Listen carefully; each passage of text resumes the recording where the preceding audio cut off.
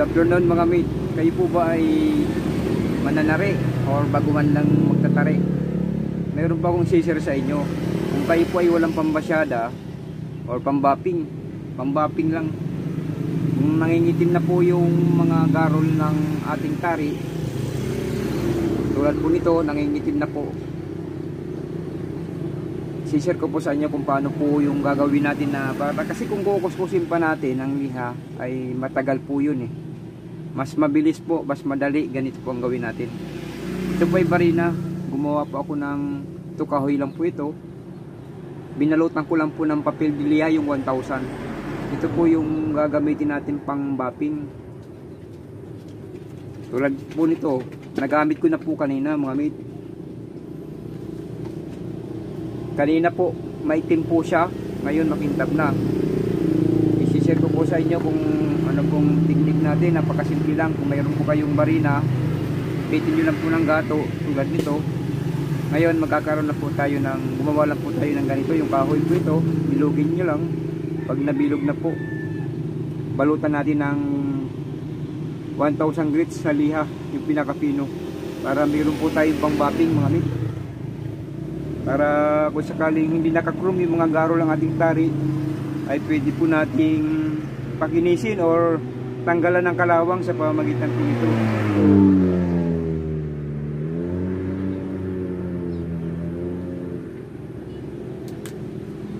Ganito lang mga mate. Yan. Pinalihan ko lang ng guma yung switch nya.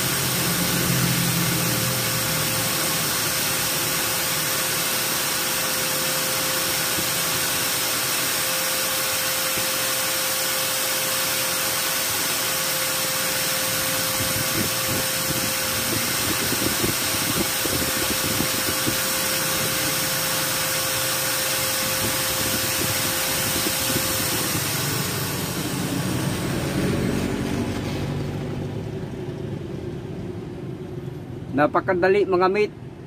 Simpleng technique lang. Ayan, barina lang po ang gamit natin. At ito po, nag-imbento lang tayo. Kapirasong kahoy na binilog at binalutan lang po ng 1,000 grits na papel de liha. Okay mga mate, sana po nagustuhan nyo itong munting ideya na na-share ko po sa inyo sa araw na to. Marami pong salamat at ingat po kayo lagi mga mate.